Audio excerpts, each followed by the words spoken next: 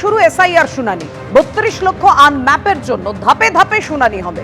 ইতিমধ্যেই শুনানির জন্য মাইক্রো অবজারভার নিয়োগ করা হয়েছে। তথ্য যাচাই প্রক্রিয়া নির্বিঘ্নে শেষ করাতে আগেই নির্দেশ দিয়েছে নির্বাচন কমিশন।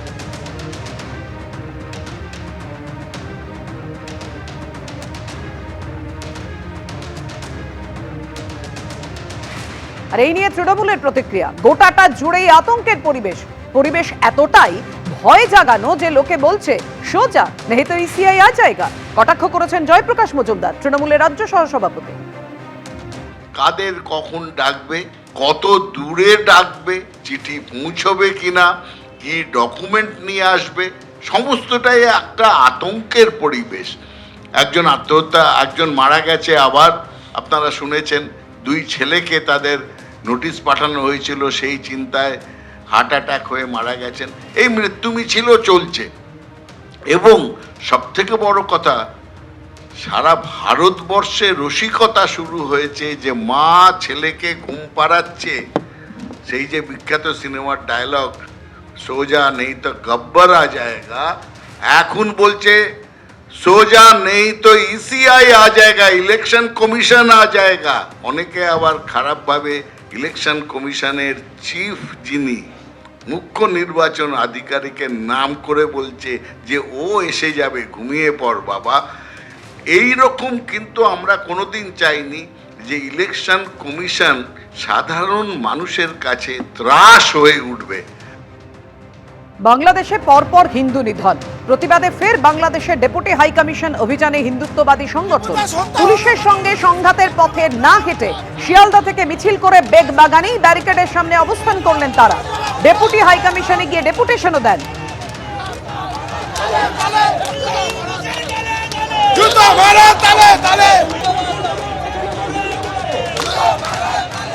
মিছিল কিন্তু বেগবাগানের প্রায় কাজে চলে এসছে এবং তুমি দেখতেই পাচ্ছ মিছিল যত এগোচ্ছে তত কিন্তু মিছিল তার যে ক্যারেক্টার সেটা কিন্তু আক্রমণাত্মক হচ্ছে। এই মুহূর্তে পুলিশের তরফে কিন্তু পুলিশে ছয়লাভ করে দেওয়া হয়েছে গোটা বেগবাগান চত্বর। আমাদের লড়াই ইসলামী মৌলবাদের বিরুদ্ধে, সারা পৃথিবীর ইসলামী মৌলবাদের বিরুদ্ধে। দেখতে পাচ্ছি যে মিছিল কিন্তু এই মুহূর্তে একেবারে বেগবাগানের সামনে চলে এসছে। কড়াকড়ি নিরাপত্তা ব্যবস্থা এই এজেসি পোস্ট রোডে, কোনোভাবেই যাতে সনাতনীদের এই মিছিল বাংলাদেশ হাই কমিশনে না পৌঁছাতে পারে, তার জন্য পুলিশের এই ব্যবস্থা।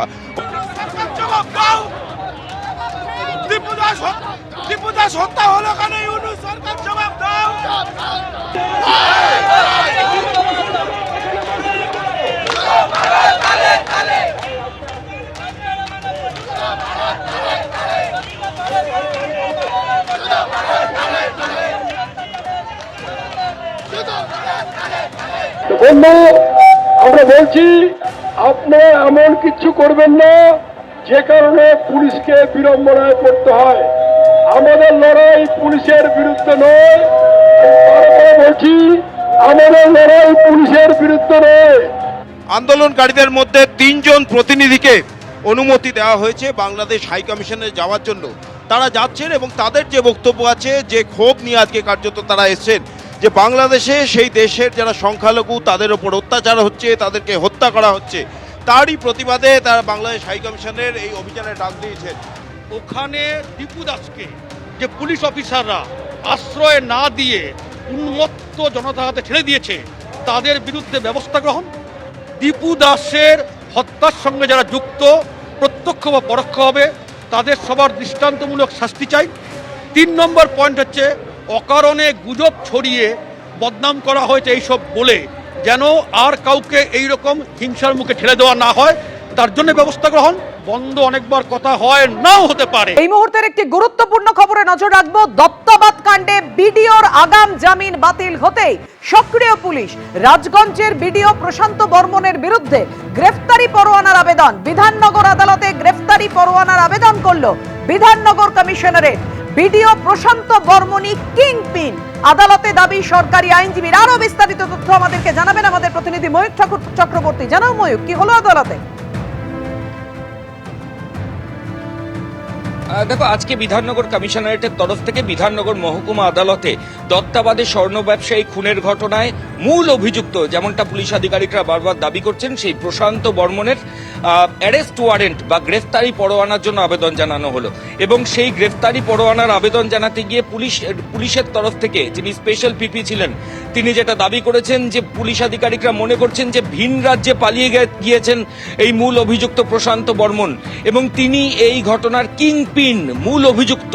এর পাশাপাশি এটাও বলা হচ্ছে যে বাড়িতে তার ভিডিও নিউ টাউনের বাড়িতে রীতিমতো আদালত বসিয়ে, অর্থাৎ যে কাজটা আদালতের করা উচিত বিচার, সেই আদালত বাড়িতে বসিয়ে একজন নিরীহ লোককে মারধর করে তাকে খুন করা হয়েছে।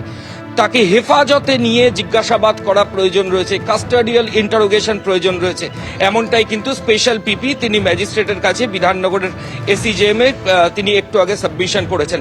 আজকে সকালে বিধাননগর কমিশনারেটের তরফ থেকে প্রশান্ত বর্মন স্বর্ণ ব্যবসায়ী খুনের ঘটনায় মূল অভিযুক্ত তার গ্রেফতারি পরোয়ানার জন্য আবেদন জানানো হয় এবং সেই গ্রেফতারি পরোয়ানার জারির যে আবেদন তার শুনানি সেটা কিছুক্ষণ আগে ছিল। শুনানিতে সরকার পক্ষের আইনজীবী স্পষ্ট করে বলেছেন যে এই যে স্বর্ণ ব্যবসায়ী খুনের ঘটনায় তাতে কিংপিন হচ্ছেন রাজগঞ্জের বিডিও প্রশান্ত বর্মন। তার পাশাপাশি তিনি এটাও বলছেন যে 72 ঘন্টার যে সময় মহামান্য কলকাতা হাইকোর্টের তরফ থেকে দেওয়া হয়েছিল যে 3 দিনের মধ্যে বিডিওকে সারেন্ডার করতে হবে, সেটা গতকাল রাত 8টার সময় ওভার হয়ে গেছে এই 72 ঘন্টা এবং পুলিশ আধিকারিকরা এটা অ্যাপ্রিহেন্ড করছেন যে এই রাজগঞ্জের বিডিও প্রশান্ত বর্মন সম্ভবত তিনি ভিন রাজ্যে পালিয়ে গেছেন, তাকে কাস্টাডিতে নিয়ে ইন্টারোগেশন করা প্রয়োজন রয়েছে। তিনি বাড়িতেই আদালত বসিয়ে বিচার করেছিলেন এবং নির্মমভাবে এক স্বর্ণ ব্যবসায়ী তাকে খুন করা হয়। এই গোটা ঘটনায় বাকি অভিযুক্তরা ইতিমধ্যেই হেফাজতে রয়েছেন, জেল হেফাজতে রয়েছেন। এই জায়গায় তাকে হেফাজতে নিয়ে জিজ্ঞাসাবাদ করার প্রয়োজন রয়েছে। ঠিক সেই কারণেই প্রশান্ত বর্মনের অ্যারেস্ট ওয়ারেন্ট বা গ্রেফতারি পরোয়ানা যাতে বিধাননগর আদালত ইস্যু করে, এই শুনানি কিছুক্ষণ আগে হয়েছে। যদিও বিধাননগর আদালতের তরফ থেকে নির্দিষ্ট কি রায় সেটা এখনো স্পষ্ট হয়নি, সেটা আর অল্প কিছু সময়ের মধ্যে স্পষ্ট হবে। অবশ্যই সেদিকে আমাদের নজর থাকবে। ময়ূক, তোমার কাছে আরো বিস্তারিতভাবে আসবো, কিন্তু তার আগে জানাবো এই যে অভিযোগ যারা করেছিলেন গোবিন্দবাগ সহ আরেক প্রত্যক্ষদর্শী কি বলেছিলেন সেদিন, রাখবো। আমাকেও জোর করে তুলে নিয়ে গেছে, আমি যাবো না বলছি, শুনেনি উনি, তা বলে তুমি চলো ছেড়ে দেবো, কোনো অসুবিধা নেই। আমি গেলাম। কোন গাড়ি এসেছিল, এই ছবি দেখতে পাচ্ছেন যেটা? হ্যাঁ, একটা সাদা আসছে, একটা কালো এসছে। দুটোতেই হ্যাঁ, দুটোতেই ওনাদের তুলেছে, নীলবাতি লাগানো ছিল। নীলমাতি লাগানো ছিল। স্করপিও তো সবাই চলে গেছে, ওরা লাস্টে একটা ড্রাইভার ছিল সাদা গাড়িতে, উনি আমাকে নিয়ে গেল দোকান থেকে। ওই সিসিটিভির এটা ছিনলো, চারজন ছিল আর ভিডিও নিজেও ছিল এখানে। তারপরে ওকে করছে, চমকাচ্ছে আর সর করে করে তারপরে ওকে গাড়ি থেকে তুললো, একটা কালো গাড়িতে ওকে তুলে দিল আর বাড়িওয়ালাকে সাদা গাড়িতে তুললো। দুটো গাড়ি ছিল নীলবাতি ভিডিওর। অর্থাৎ দত্তাবাদে কিভাবে স্বর্ণ ব্যবসায়ীকে অপহরণ করা হয় সেই কথাই বলছিলেন, অভিযোগ করছিলেন প্রত্যক্ষদর্শীরা। আর এই আজকের যে আপডেট আপনাদেরকে জানিয়ে রাখি, রাজগঞ্জের বিডিও প্রশান্ত বর্মনের বিরুদ্ধে গ্রেফতারি পরোয়ানার আবেদন করেছে বিধাননগর কমিশনারেট। কথা বলছি, আমাদের সঙ্গে রয়েছেন আমাদের প্রতিনিধি ময়ূক ঠাকুর চক্রবর্তী। ময়ূক, বিধাননগর কমিশনারেটের আধিকারিকরা কেন মনে করছেন, কোন কোন জায়গায় মনে করছেন যে তাকে গ্রেফতার করে জিজ্ঞাসাবাদের প্রয়োজন? দেখো, ইতিমধ্যেই যে কো অ্যাকিউজড প্রশান্ত বর্মনের সঙ্গে যারা এই খুনের ঘটনায় ছিলেন তাদের কাছ থেকে একটা মোবাইল ফোন সিজার হয়েছে। সেই মোবাইল ফোন থেকে বেশ কিছু ফুটেজ দেখা গেছে যেগুলো এই অভিযুক্তরা ডিলিট করে দিয়েছিল। পুলিশ আধিকারিকরা সেই ফুটেজগুলো রিট্রিভ করেছেন এবং তাতে যেটা দেখা যাচ্ছে যে রাজগঞ্জের বিডিও প্রশান্ত বর্মন, ওখানকার প্রাক্তন তৃণমূলের ব্লক প্রেসিডেন্ট সজল সরকার এবং বাকি অভিযুক্তরা তারা নির্মমভাবে মারধর করছে। এমনকি ভিডিও ফুটেজে এটাও দেখা গেছে যে রাজগঞ্জের বিডিও প্রশান্ত বর্মন একজন WBCS অফিসার, তিনি নিজের বেল্ট এবং জুতো দিয়ে একজন স্বর্ণ ব্যবসায়ীকে মারধর করছেন। পোস্টমর্টেম যখন এই স্বর্ণ ব্যবসায়ী স্বপন কামিল্লার হয়েছিল, পুলিশ আধিকারিকরা আজকেও পুলিশের তরফ থেকে যিনি আইনজীবী ছিলেন আদালতে দাবি করেছেন যে একজন স্বর্ণ ব্যবসায়ীর দেহ তো যাত্রাগাছিতে খালের ধারে পাওয়া গেল, তারপর তার ময়না তদন্তের রিপোর্ট যখন এলো তাতে দেখা যাচ্ছে হোমিসাইডাল তো বটেই, খুন তো করা হয়েছে। 32টা ইনজুরি একটা 51 বছরের স্বর্ণ ব্যবসায়ী তার শরীরে।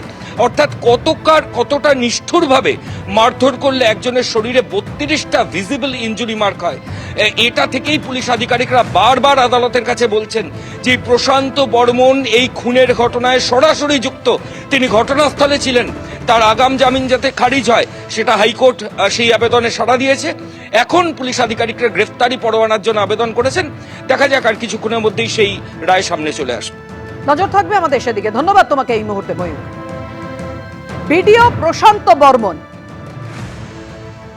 আজকে বিধাননগর কমিশনারেটের তরফ থেকে যে গ্রেফতারি পরোয়ানার আবেদন করা হয় বিধাননগর মহকুমা আদালতে, এবং সেখানে আদালতে সরকারি আইনজীবী দাবি করেন যে বিডিও প্রশান্ত বর্মনই কিংপিন। এর আগেও যে অভিযোগ বারবার প্রশান্ত বর্মনের বিরুদ্ধে উঠেছিল, প্রশান্ত বর্মন বলেছিলেন তিনি নির্দোষ, পুরোটাই চক্রান্ত। কি বলেছিলেন তিনি দেখুন।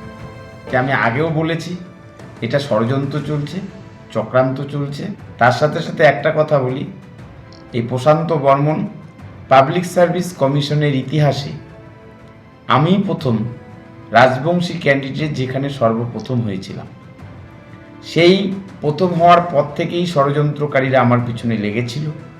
তারা কোনো দিক দিয়েই আমাকে পরাস্ত করতে পারেনি, কখনোই পারবে না কালিমালিপ্ত করার।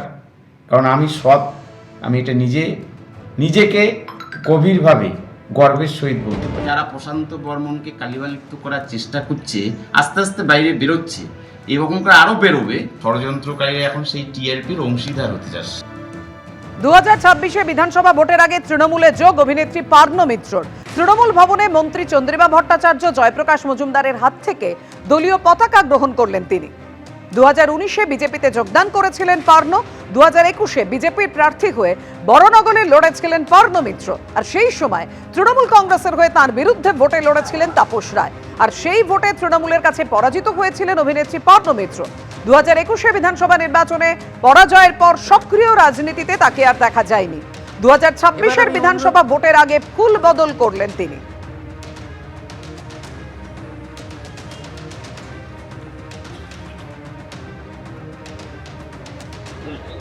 আমাদের সঙ্গে আছেন অভিনেত্রী পার্নো মিত্র, যিনি বিজেপি ছেড়ে আজকে তৃণমূল কংগ্রেসে জয়েন করলেন। তৃণমূল ভবনেই আমরা আছি। পার্নো, এই সিদ্ধান্ত বদল কেন, দল বদল কেন? আমি বিজেপি জয়েন করেছিলাম 2019-এ।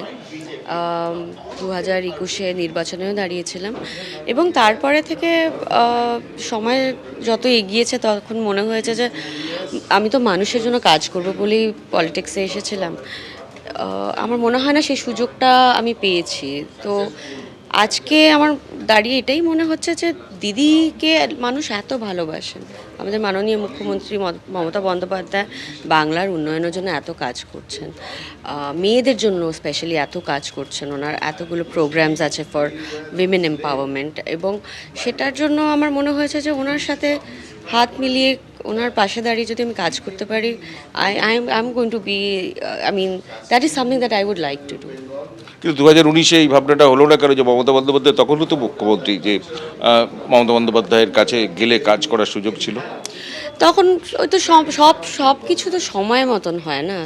আপনার ইচ্ছেতে তো সব কিছু হতে পারবে না। আমার সময় এখন জয়েন করার ছিল, তাই এখন হয়েছে। ইচ্ছেটা তো আপনার? হ্যাঁ, ইচ্ছেটা আমার, কিন্তু ওই এভরিথিং হ্যাজ ইটস টাইম। এই যে বিজেপিতে গেলেন, প্রার্থী হলেন, অভিজ্ঞতা খারাপ বলেই তো তৃণমূলে এলেন। অভিজ্ঞতাটা কি খারাপ যেখানে তৃণমূলে আসতে হলো? অভিজ্ঞতা খারাপ ভালো নয়, ইটস জাস্ট কোনো অভিজ্ঞতাই হয়নি, সিম্পল। মানে আপনি পার্টিতে মিটিংয়ে যেতেন এমনি বিজেপির? পরের দিকে না। অর্থাৎ আপনারা শুনলেন পার্নো মিত্র যে কথা বলছেন, যে যেভাবে তিনি যোগদান করেছেন, এখন ইচ্ছে হয়েছে তাই তিনি যোগদান করলেন তৃণমূলে। তৃণমূল কংগ্রেসের হয়ে তার বিরুদ্ধে ভোটে লড়েছিলেন তাপস রায়। 2021-এ বিজেপির প্রার্থী হয়ে বড়নগরে দাঁড়িয়েছিলেন পার্নো মিত্র। আজ তৃণমূলে যোগদান করলেন অভিনেত্রী পার্নো মিত্র। অর্থাৎ 2026-এ বিধানসভা নির্বাচনের আগে 2019-এ বিজেপিতে যোগদান করেছিলেন পার্নো মিত্র। সেই মুহূর্তের, অর্থাৎ বিজেপিতে যোগদানের মুহূর্তের ছবি যেমন আপনাদের সামনে রেখেছি, আজ তৃণমূলের যোগদানের মুহূর্ত পার্নো মিত্রর। পাশাপাশি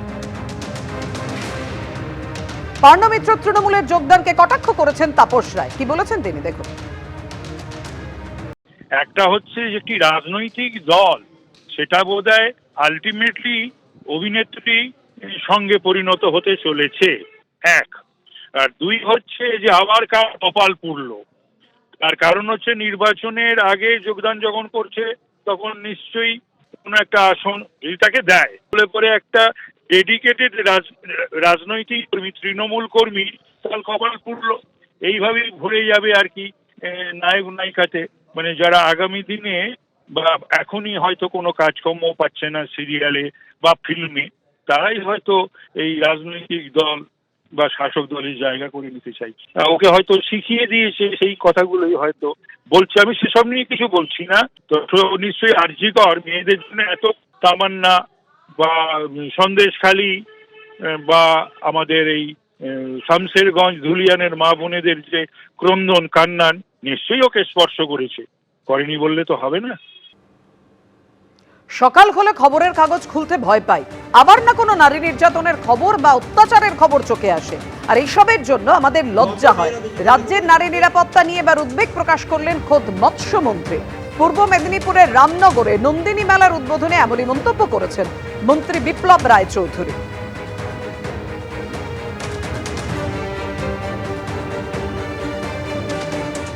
কিভাবে এগোবেন মেয়েরা, নানাভাবে শিখবেন তারা ক্রমাগতভাবে, শেখার নানা সমস্যা আছে। খবরের কাগজ পড়লে ভয় হয়, আজকে বোধহয় আবার কোনো মেয়ের উপর অত্যাচার হয়েছে, তার খবর হয়তো বেরোবে, তার জন্য আমাদের লজ্জা হয়। নারী নিরাপত্তা প্রসঙ্গে সচেতনতার বার্তাও দিয়েছিলেন মন্ত্রী, কিন্তু খোদ মন্ত্রীর গলায়, মৎস্যমন্ত্রীর গলায় উদ্বেগ দেখা গেল রাজ্যের নারী নিরাপত্তা নিয়ে। বিজেপির কি প্রতিক্রিয়া? সাম্প্রতিককালে সবচেয়ে বিতর্কিত এবং বহু চর্চিত ঘটনা হচ্ছে কামদুনি। এমনভাবে গুছিয়ে তদন্ত করা হলো যাতে প্রত্যেক অভিযুক্ত কার্যত মুক্তি পেয়ে যায়। তখন বিপ্লব বাবুর চৈতন্য হয়নি, তখন উনি অন্তরের অন্তঃস্থল থেকে কোনো সাড়া পাননি, তখন প্রতিবাদ করতে পারেননি। সুতরাং তৃণমূল কংগ্রেসের এই ধরনের প্রতিবাদ, তৃণমূল কংগ্রেসের এই ধরনের কখনো কখনো ওই যাত্রা দলের বিবেক হয়ে ওঠার প্রচেষ্টা চলে, এগুলো পশ্চিমবঙ্গের মানুষ ধরে ফেলেছে। এবিপি আনন্দ, এগিয়ে থাকে, এগিয়ে রাখে।